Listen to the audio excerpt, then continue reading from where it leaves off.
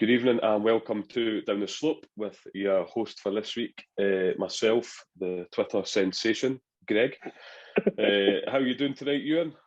I'm good, mate. I am honoured to be in your presence after last week's blow-up. I'll send the invoice across. And how's yourself tonight, Liam? I'm doing well, mate. Like looking handsome as ever. Thank you very much. Not got changed at my work gear yet, but I was going to put on a 12-year-old jumper that's been in the bottom of the wardrobe for quite a while, but then I gave it a wee sniff before I put it on this morning. It smelled fusty, so I thought I'd just stick with the turtleneck, bad boy. Class as always. And yourself, Harry? Wait, Harry, do you get that dressed up to work then? Yeah, it depends what meetings I've got. If I'm meeting anyone important, generally I'll get dressed up a wee bit. I wouldn't say I'd put a shirt and tie on or anything like that. I dress for my day. It's a mentality thing with Mr. Fogarty. And yourself, Harry? I'm quite nervous. Very good. Let's get going. Yeah, Okay, so fact of the day: Hibs Football Club are miles bigger than Middlesbrough. Thoughts, Liam? Where to start? I mean, Middlesbrough play in a league that everybody wants to get out of. It's that good. They also the best thing Middlesbrough is the road out, quite frankly. They're not breed English football fans, aren't they? Because they focus so much on finance and money, and they fail to see that the only reason there is any money in the English game is because of the Premier League, which 90% of the fans that you interact with on Twitter are nowhere near the Premier League. Middlesbrough, last time they were in the Premier League, were pathetic. They finished, I think, 19th or 20th with an abysmal points total. They played abysmal football, and they're just an abysmal football club. Yeah, that's pretty much sums it all up. Anyone else's thoughts on that one? Middlesbrough Football Club? Middlesbrough, a fucking weird one, but just what Liam was saying with English football fans in general. When me and a few of the boys were in Krakow at the end of last month, when we were in an Irish bar, and we got speaking to two English boys. One of them, one of the soundest guys I've ever met. One of them, the biggest arsehole in the world. And they lived together. They were both Stoke fans. One of them was like, I really, really like Scottish football. And whereas the other one was going on about how Hibs wouldn't even fucking survive in League Two. Celtic and Rangers wouldn't win the championship. Blah blah blah blah blah. And it was the reason I thought about it last week, because now we were talking about the predictions about how we feel like we should beat everyone at least once a season. He was like, surely he's just happy if he's going to get pumped by the Old Firm and that. And I'm like, nah. And just the whole attitude in there baffles me. But look at Middlesbrough and Stoke's attendances. Compare them now to compare them when they were in the Premier League. It tells you everything you know about English football. Well, Rory Delapsro put Stoke on the map, so let's not get ahead of ourselves. Just before we move on, Greg, one thing I'd be keen to get your thoughts on. Nathan Wood, talk to me about him. Well, I seen he started at the weekend, and it's an absolute miracle that Middlesbrough won, to be fair. I think that pretty much sums it up, that they had to rely on their own goal right at the end to win. I have seen jumbo jets turn quicker than that boy. He is absolutely horrific, to say the least. He made Paul Hanlon look like Paolo Maldini. So that's my thoughts on Nathan Wood. Terrible football player, well above his station in the Championship. So yes, moving swiftly on from one centre half to another. Nice wee transition there. Thank you very much, Harold. Rocky Bushiri, however you say his name, has signed for Hibernian this evening, the biggest club he will ever play for. Thoughts on that one? Wait, so we're doubling down on our earlier take in the season that Hibs are a much bigger club than Norwich. The second time this season we're stating that. Yeah, I mean, to be honest, it's a massive step up for Ben Kensel coming to a proper football club with proper football fans that want to succeed in the league they're in and don't want to be the 23rd best team in their country. So yeah, massive expectations on him. So how are you feeling about this one? I know Harry's been pushing for a centre half for a long time. From my perspective, I'm glad that it's not just another loan. I think the Nathan Wood one on the front of it with feedback was supposed to be quite a good signing, because he was lauded as England's next best centre-back and he was terrible. I think the good thing, though, is the fact that Maloney will have had experience managing and coaching him with the Belgium setup. I can't lie and say that I know anything about the guy, but It's depth at centre back, and I think that was a massive fill. And the fact that we can make it permanent if we like the guy is very important as well, because I hate loan signings without options to buy. So good job, Maloney. Yeah, big step up for Daniel Boateng, innit? Fucking hope so. Just on that, Maloney said that he's a talented young player who will offer us real versatility in different defensive positions. Technically, he's very good in possession, and he shows good aggression and speed in defensive actions. That's interesting, isn't it, Ewan? That's exactly what we're after. I think something that seems to be coming across in pretty much all Maloney's sort of interviews after players have signed, obviously the 4 so far.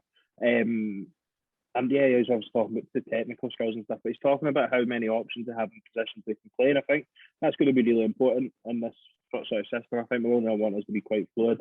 I don't think he'll want a player that's rigid in terms of, like, I know we all know it's the centre half we're talking about, but you look at that sort of the front players, they are definitely looking really fluid in the first 2 games.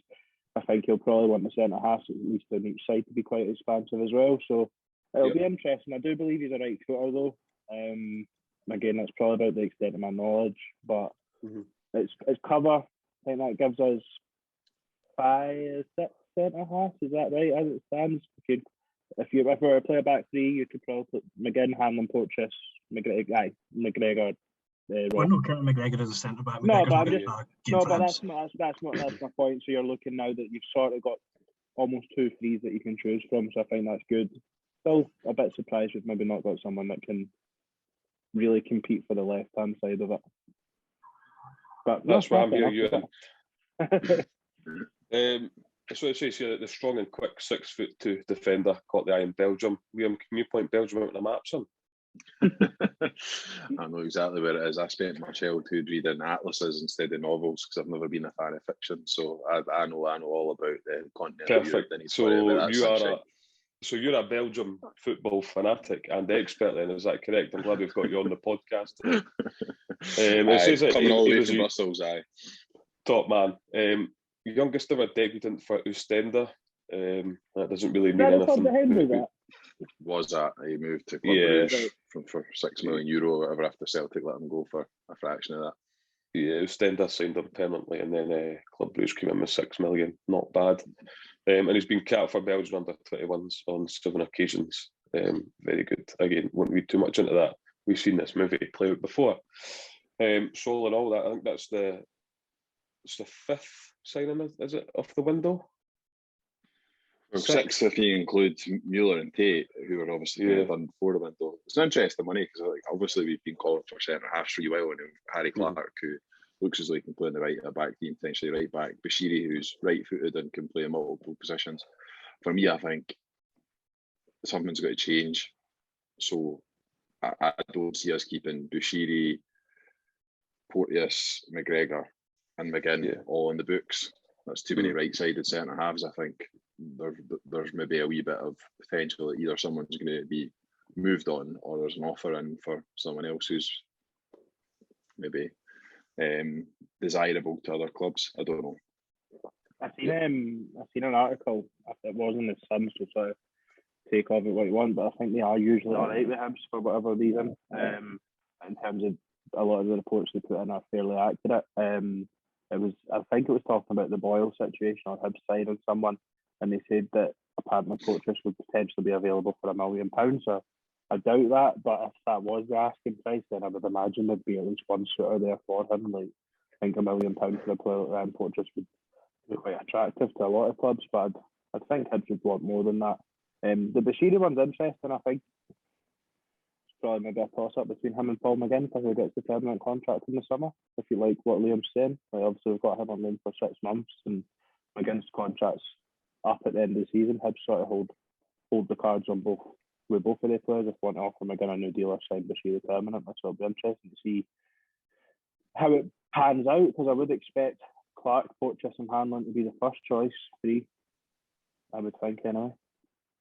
Yeah, I think that just purely because of his size, I think Bushiri would probably be more central. But you never know. I actually didn't think that Ryan Porteous would be available for transfer. I think that he probably fits into Maloney's style of play. He can play out for the back. He can we've seen him on several occasions taking the ball in the midfield and picking his head up. So I think it's just his it's all contract very that's just, interesting. isn't it?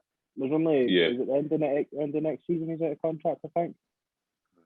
Yeah, it's 18 months left in his deal. Yeah. Aye, that's right.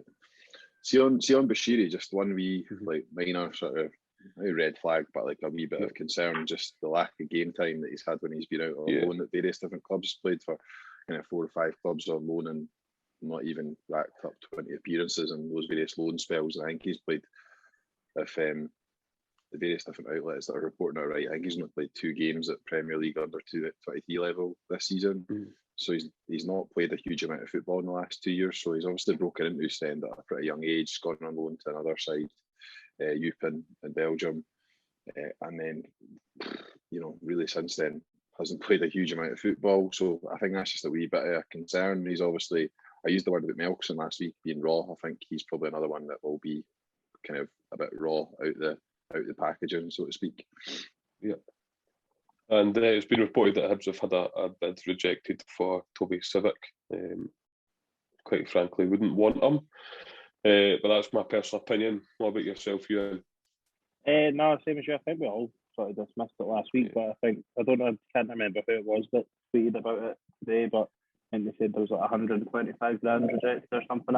I don't know if he's playing at Barnsley. The fact that we're only bidding 125 grand, I'm guessing he's not, but I didn't think it was all that great for Hearts, so I guess he was only there for 2 minutes or whatever before COVID hit, so don't really know with that one, but I'd assume that one's dead in the water now. Like Liam says, we're pretty well stocked at centre half now. Yeah. Anything to add on that one, Harry, before we move on? Nah, keep him out. Okay, thank you very much for your insight there. No worries. Martin Boyle, a £2 million offer has been rejected by Hibernian. It falls way short of the valuation. What do you make of that one, Liam? What do you think Hibs hold the value at over Martin Boyle? And anybody's guess is as good as the next, man. I reckon off for 3 million, and he's probably off ski. I think for a 28-year-old, it's probably a relatively fair price given the stage he's at in his career. If he's to go to a club in United Arab Emirates or Saudi Arabia, or one of these non-footballing nations, then he goes with my best wishes. I think Harry said earlier on this week, if he was to go to another club in this league, I think I would want an inflated transfer fee because we'd have to play against him 4 times or more a season. So I think if he goes and he wants to go and get himself a good payday, I have no issues with it. I know a lot of people are kind of like jumping on it's no good for his career, etc., etc. He's 28-year-old. He's got a young family. If he can go and earn a good living out there that sets him and his family up for life, then I'm 100% supportive of that. And he'll go with my best wishes. Not that he gives a flying fuck what I think about it, but he'll go with my best wishes. So yeah, I would rather he didn't go to 2 of the other clubs along the. Well, I hear what you think about Liam, so thank you very much. just with what Liam said there as well. Like, if people are saying it's not good for his career, obviously, so he could go to the old firm and maybe win a couple of leagues in Scotland, or he could go down to England and probably do nothing. Like he'd probably go to like a mid-table championship team or something.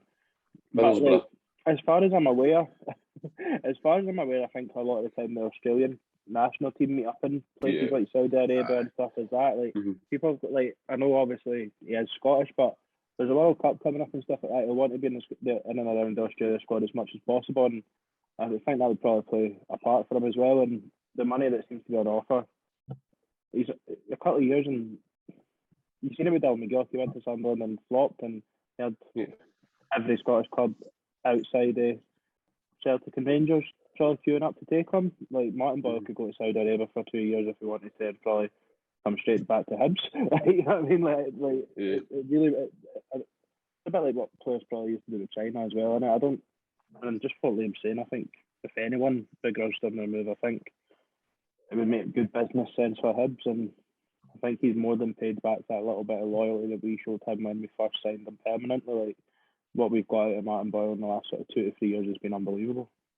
Yeah, absolutely. And Harry, what do you make of it? Do you think if he goes to Saudi Arabia, it's just a big payday for him, for his family?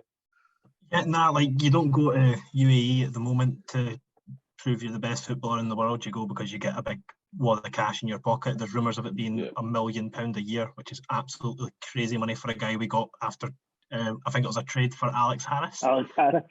Which is absolutely bonkers that we've done that to now having a millionaire in our hands. Also, as echoing what Liam said, I really think the Hibs need to start putting a old firm tax on sales. If Celtic and Rangers want to come in for our players, that's fine, but they need to pay top dollar. If he went for $3 million to the UAE, I wouldn't have a problem with it. If he went for $3 million to Celtic, I'd be absolutely raging. If Celtic want him, it's at least $5.5 million. Any less than that's unacceptable, in my opinion. Whatever he wants to do with his career, I think is unacceptable. The price just keeps going up 500k every time Harry mentions that our club's interested in this podcast. Like Celtic are what, 25.5 million. Almost like Harry annoys himself. Million. Harry just annoys himself into wanting silly money now. It's changed every day this week. Like, there has got to be context to everything, and I think a lot of people think when it comes to transfers, even though just including Hibs, the selling club doesn't have much power. But you look at deals Hibs have done recently, and with both old firm teams, with Murphy and Henderson this window, they're looking after themselves by doing initial loan periods so they can't potentially harm them by playing against them. I think Rangers done it with McCrory and Hibs pulled out it. So if Hibs were to sell to Celtic, I would expect us to want more money than if Boyle went abroad, because ultimately in Saudi Arabia he can't hurt us. I guess if he went to Celtic and tore it up for a year, maybe he would move again. But like Liam said, at the age he is, probably not. So I guess as well. Value in a sell-on clause with Boyle. You know what I mean? Yeah, I mean obviously his wife plays for Hibs, so. But I don't think that will affect his judgment too much, to be fair. If there's been silly money waved in his face, he'll be like, right, let's go. Oh, aye. And I don't know, I mean, forgive me, I don't know what the setup is in Saudi Arabia, but I can't imagine with the heat and stuff, I can't imagine they play throughout the summer or that. So, they're probably, be back soon enough. Yeah. I mean, we need to get a Saudi Arabian football expert on the podcast to tell us more about it. Yeah, I'll Google it now. See what was the team?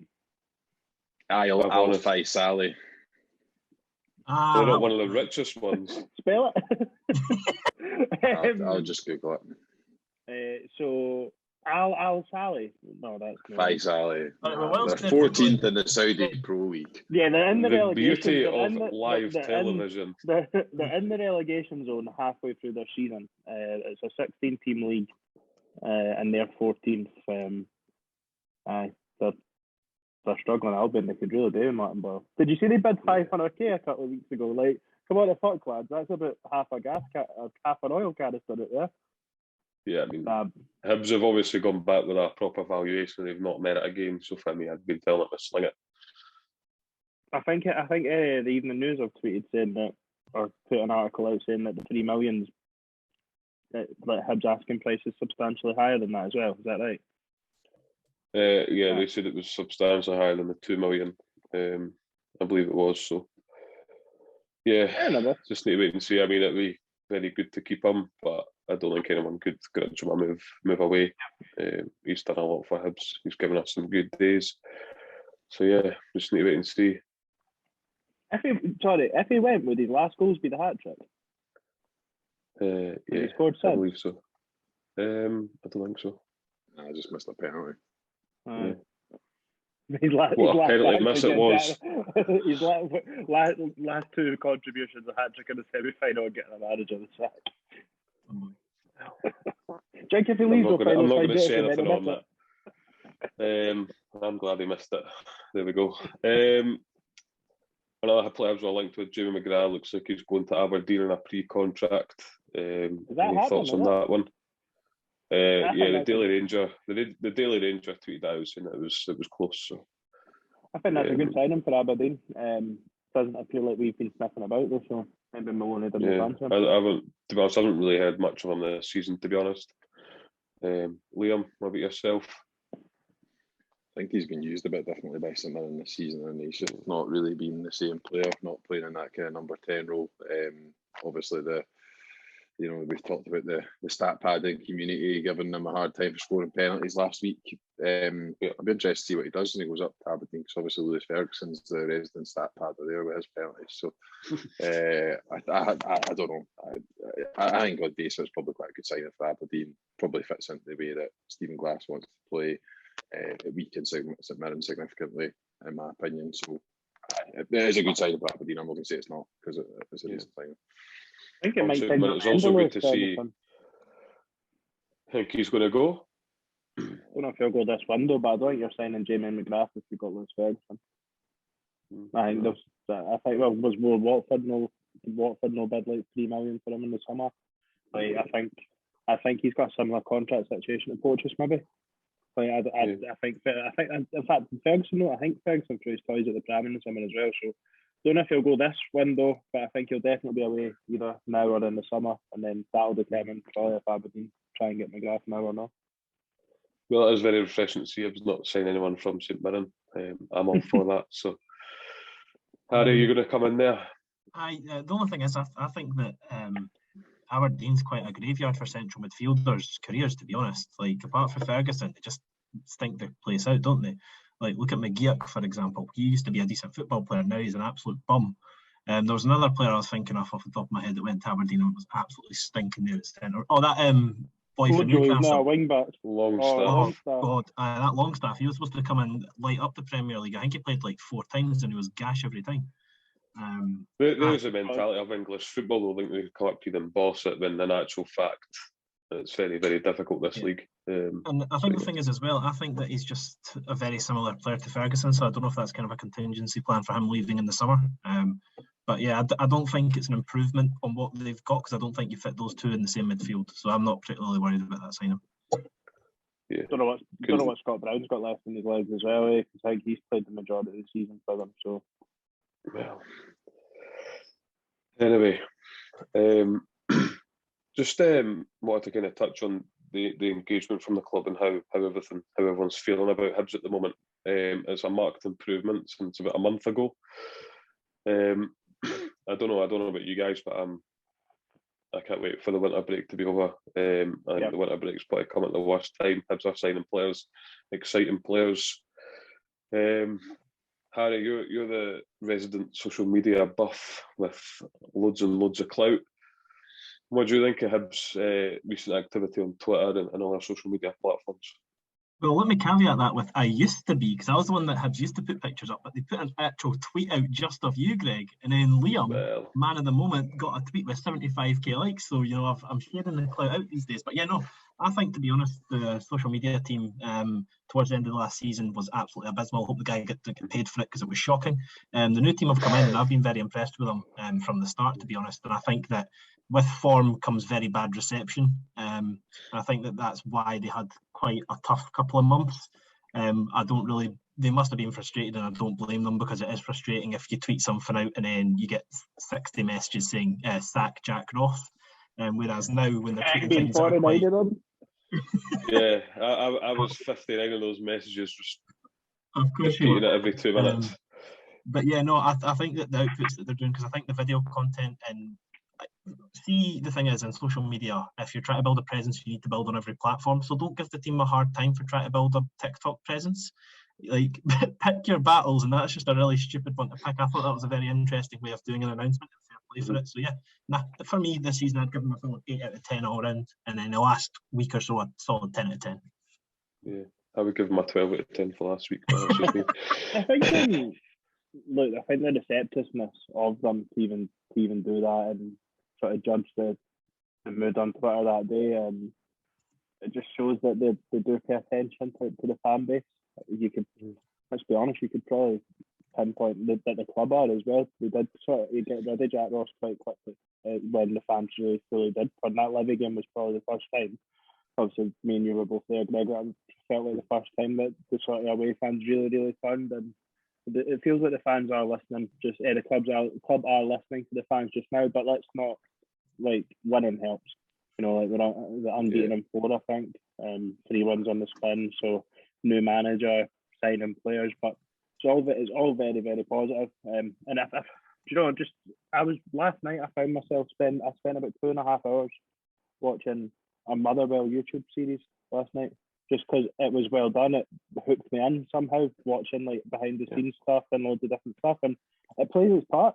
Like, and I think over the years, Hibs have been, for the size of club that we are, pretty shite at it. But I think over the last 6 months or so, we've definitely improved a lot. So they've got the sort of podcasts inside inside training, is it called? I think, which is quite. I think Jack Ross was on the first episode, and I think there's been like 2 episodes in total of it. I think they're doing one a month or something. I think I thought they said maybe. Well, It's I think good, yeah. you know, that's one, I would agree that obviously Hibs fans have taken really well to Sean Maloney. I think it's an appointment that excites most people. And if you weren't excited before, then, and if you're not bought in now, then please have a word. Liam, you are the social media expert. Well, Harry was the expert. Harry's the expert. Nah, Harry's got clout. Liam's completed Twitter. So, what's your own thoughts on Hibs' recent activity on social media platforms? It's been good. It's been a bit different. Like, you know, you the TikTok thing's already mentioned. I'm all for a club trying to do something a wee bit different to engage with fans of all ages. And like, there's lots of things that I do that aren't for me. Like, I recognise that they might be for some other people. So I'm always up for that.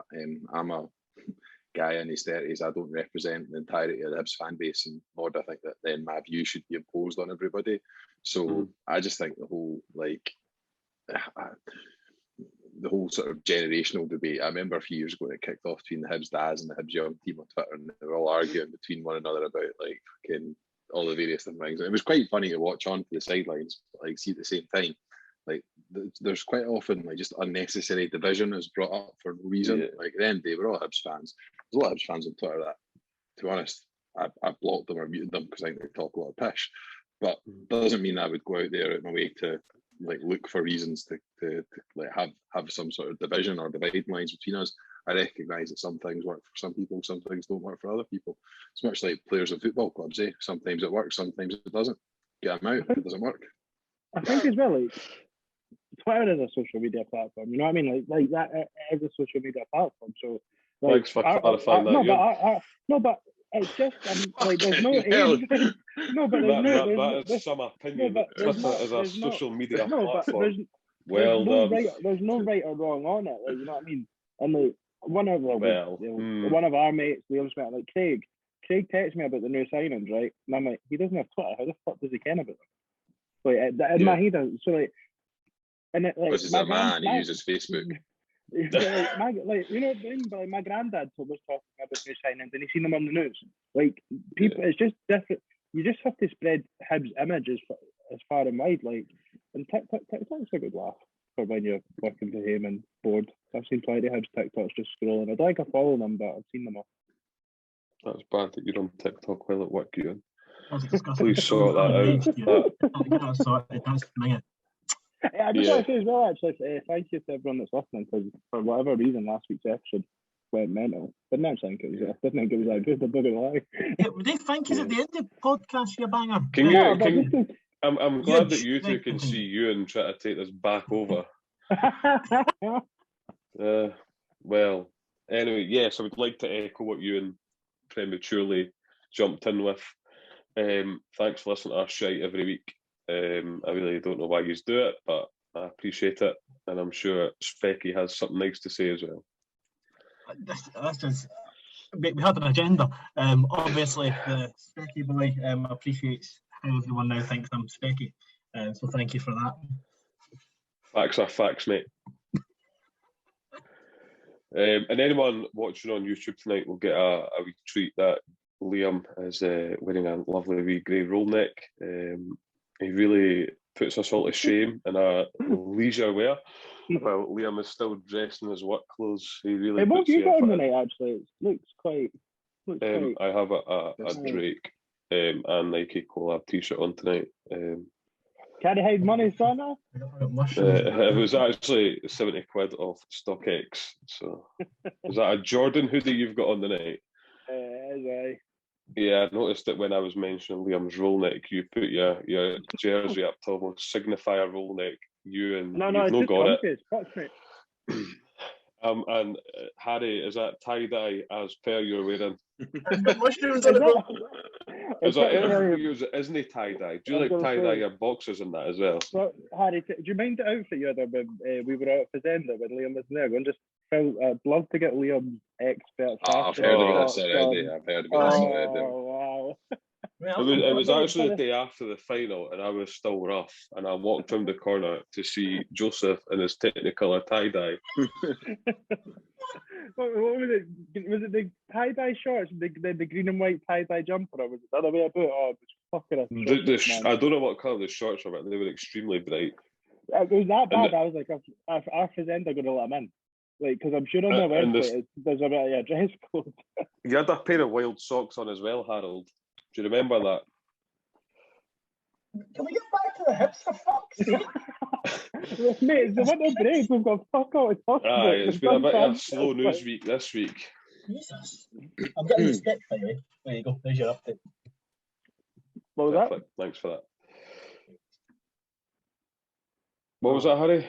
Ewan's I'm getting asking. new specs and they're tie-dye as well. Well, that was my next question. I seen your tweet last night. Trying to be specky serves you right for sitting too close to the telly when you were younger.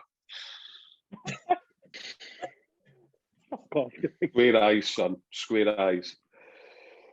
So as it's been a slow news week, we have brought back a famous game of Guess Who with my wonderful assistant, Liam Fogarty.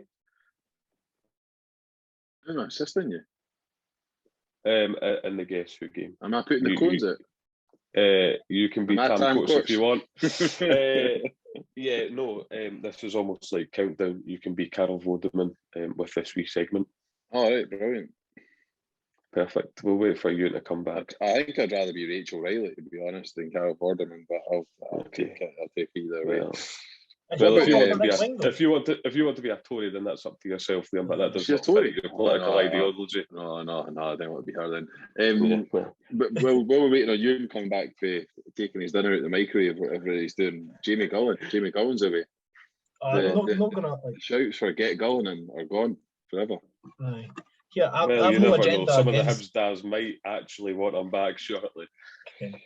I've no agenda against Gullen, but I'm glad he's gone for Hibs' sake. Hey, you just can't be rotting away on the bench. Hopefully for his career, it can kick on now at Wraith. I thought our tweet to be fair, it's not all right, but it's not so much for Hibs' sake. I think it's more for Jimmy Gullen and his career. He needs to move on.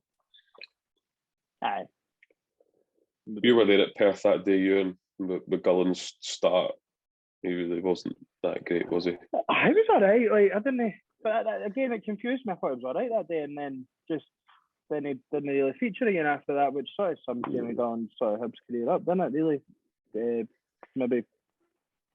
Don't even. In fact, I'm talking shite. How can I start some of Jamie Gullen's Hibs career because there was only about 3 of them, but I just flattered to deceive a wee bit, I think. But I think he'll do well for this. He's generally done okay for them. He might end up getting a move to the Premiership or into the Premiership with Race, depending on how it goes. But we'll see. I mean, Ollie Shaw's doing pretty well in the Championship, so I think Jamie Gullen's got every chance in that league. Well, I hope Ollie Shaw's good in there with Derek McInnes's tactics. No football on the ground. And also, shout out to Fraser Murray, who will not see the ball again in midfield for Kilmarnock. I was shocked he came off the bench at the weekend. If ever there was a sub not used, I thought it was going to be Fraser Murray, like absolute certainty under Derek McInnes. I can't wait to see what magic Derek McInnes works with that Kilmarnock squad. See all the hammer throws out. Is Curtis Main available? Because he's getting a call. He's getting a call. Like maybe Harry's mate, the Jet, will get a call as well. I don't know. We'll see. Some boy. But anyway, yes, Liam. Now Ewan's back from taking his sorry, Rustler burger out the microwave. No, sorry, I got. Let's kick off with Guess Who. Right, time for everybody's favourite part of the show. Well, I say everybody's favourite part of the show. Those listeners who've actually managed to stay with us for the duration of the show's favourite part of the show. Welcome to Guess Who. I'm going to name 5 different Hibs players. I'm not going to name them. I'm going to choose 5 different Hibs players, and I'm going to ask each of our 3 reprobates here to guess which of the Hibs players it is. I'll reveal one guess at a time. You get 5 points for getting a correct player. The winner gets nothing but the bragging rights. That's all that's up for sale today. So, winning the series, is that right? I believe you are, Greg. Yeah, Yeah. I believe you are. No. I believe you are. On the basis the other two have been abject, I think you're Oh, just about I'm comfortable that I know I'm winning. I just wanted to ask a question. Super duper. Right, here we go for this week's Guess Who. First player and the first clue is I am famous for playing for Hibs across 2 spells. Okay. Okay, that's the first clue. I was born on the 7th of May, 1983. Is that 3 or 2? 1983. That makes a difference. Does that make a difference, Harry? Aye. Does that make him 38? Aye. Yes, aye. I played for my national team 16 times, scoring 4 goals. Gary O'Connor. I was thinking Gary O'Connor as well. Correct, it's Gary O'Connor. Well done. See, as soon as you said the first one, I thought Gary O'Connor, but I was hoping you'd say Russia before someone else interjected. Russia gives it away. So the minute you mentioned Russia and Gary O'Connor, that would have been my last clue, I reckon. Okay, first one, done. Dalton Scrappies with the cars, like. So, second player. First clue. I joined Hibs on loan. Doesn't narrow it down really when you think about Hibs in the last 20 years, how many players have had on loan. But this player did join Hibs on loan. I played for Hibs, obviously. I played in Belgium. I've also played in the Netherlands. And I've played 6 times for my national team.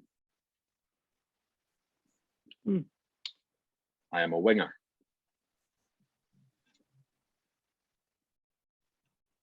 Fourth clue.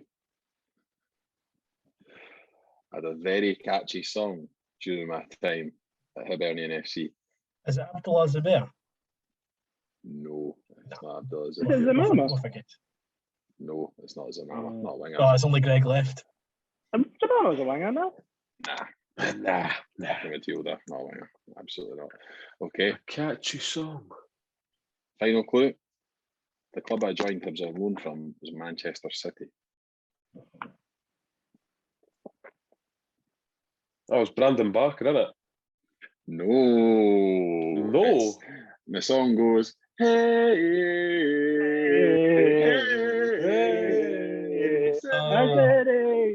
Thomas, I get phone. What was the beer song? I actually don't. Harry. Zubair, Abdullah, Zubair. Harry, that's hilarious. Harry, that's quite enough for you'll be getting kicked out shortly. Gonna have to adjust one of my players, but I'll buy myself a little bit of time to do that because you guessed them. So, player number 3. Player number 3. First clue is this player was also renowned for playing for Hibs on loan. Okay. He's a centre forward. He started his career at Livingston FC. Lee Griffiths. I knew someone would take that bait. So I take it it's not Griffiths, is it? No, it's not Lee Griffiths. No, it's not Lee Griffiths. Scored the vast majority of my goals in the English lower leagues. And I have amassed 2 appearances for Scotland, scoring no Mark goals. McNulty. Correct. Well done, Greg. Mark McNulty. Thank you. I was going to say famous for that miss. Do you remember the miss against, was it San Marino? Where he it was. put over the bar. Aye, wow. Murder. That was So a what dreadful. is that? I've got one. Harry's You've got got one, one. Greg's got one. No, it's just you and Greg. No, Was that only the third one? Oh, was that only the third one? Aye. Okay. I missed a Mark McNulty style chance with it when I went for Brandon Barker. I know, like 6 caps for England. Took a second. Yeah, I know. You got it. Anyway, player number 4, first clue. I have only played for Hibs and clubs in my home country. Was he Scottish? I earned 45 caps for my national team between 1996 and 2005.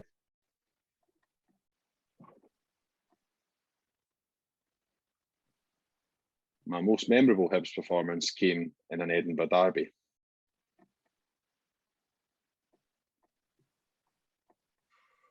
Mixer Patalainen. No. Shut up, Harry. Clue number 4. I made 13 league appearances for Hibs between 2000 and 2002. How many caps did he have? 45. 2000 and 2002, that's before my season ticket time.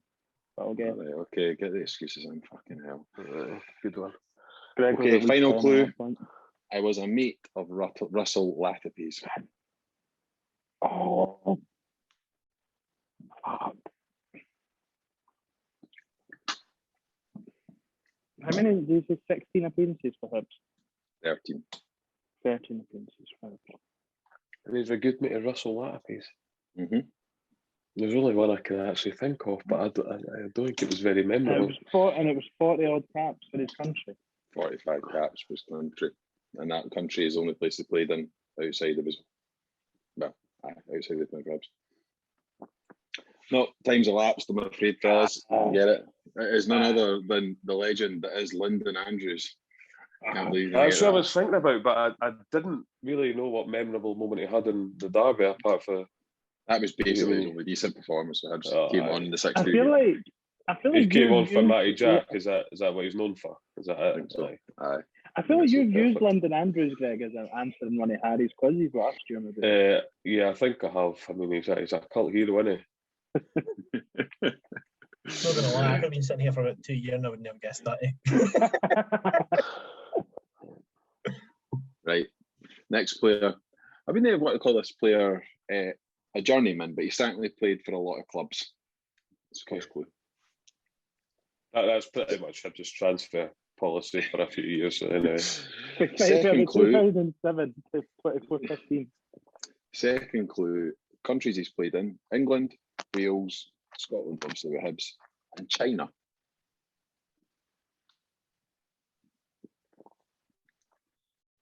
Right. Third clue.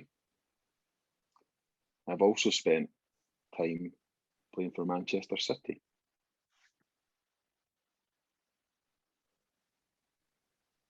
Okay. Fourth clue. I joined Hibs from Oldham Athletic, where I was less than prolific. No. Fifth clue. Oh. In 25 league appearances for Hibs, I scored 16 goals.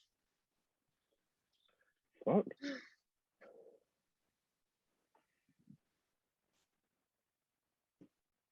these are hard tonight. Like 16 goals in So 25 happens games. I have to magic them up at last minute. 16 goals in 25 games. He's played in 16 Cardiff, goals in Eng- 25 games. and Last China. clue, Harry. Can I get all the clues again if you don't mind, because I missed them all. So we've got them written down tonight, so best of luck to me. So England. played in England, Wales, Scotland and China. Spent time at Man City. Joined Hibs from Oldham Athletic, where I was less than prolific. And I scored 16 and 25 for Hibs. 16 and 25. How are we not thinking? How are we not getting this? Is it obvious? I'll give you one more clue. Aye, fuck it, aye. I left Hibs to join Celtic in 2007, where I was That's even killing. less than Chris prolific. Gillen. I think Harry was first there, was he? Aye, I would no, say he wasn't. I would- was saying that. I would say Harry was first. So Harry got it, but it doesn't matter because it's all arbitrary. Because I think Greg won in the end anyway. No, it was 1-1-1. Usual for the usual. 1-1-1. No, it was 1-1-1. There was two. Oh, did no, none of there, yous was two there was two Aye, two we didn't non-answers. Thomas Agipong and London No, that Andrews. was it. Oh, Mhm. oh well. Do you know what then? Do you know what Stuart's inquiry? We're going to have one more to decide who the winner is. Can he be leaving it on one each? No, as Greg was just trying to claim a wee asterisk title there, by the way. Well, So- listen, if you don't claim for it, you don't get it. So. That's So- true, that's true. I've got one more to go. So I was born in Glasgow on the 11th of September 1987. First clue. I played a number of positions, but primarily was used as a right back. Okay. I made 4 appearances for Scotland under 21s from 2007 to 2008.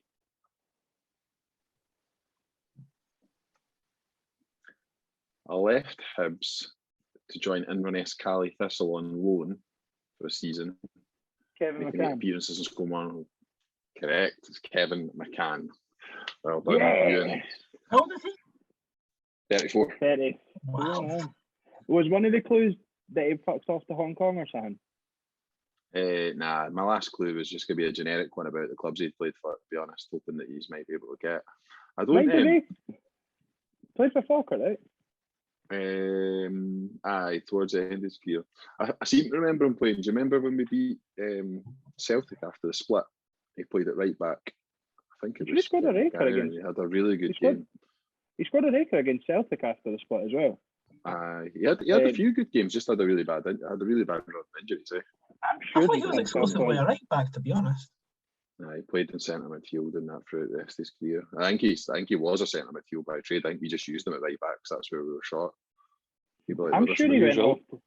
I'm sure he went to like Hong Kong or something weird. He did, aye. Singapore. There we go. Well, not Hong Kong, but anyway. Aye. Greg, you're going to sign Well us done, in? Ewan. Anyway, that was good. Thanks for that, Liam. Yeah, thanks for listening again this week. Another big thank you to the listeners for putting up with us every week. I know it can't be easy listening to the same shite every week for months and months and months about defending and centre halves, and that's just me. So yeah, well, I think we've got another episode coming up on Thursday to preview the Celtic game. We'll hopefully have a special guest on. If there's no other business from anyone else, then it's good night and God bless. Cheers. Bye.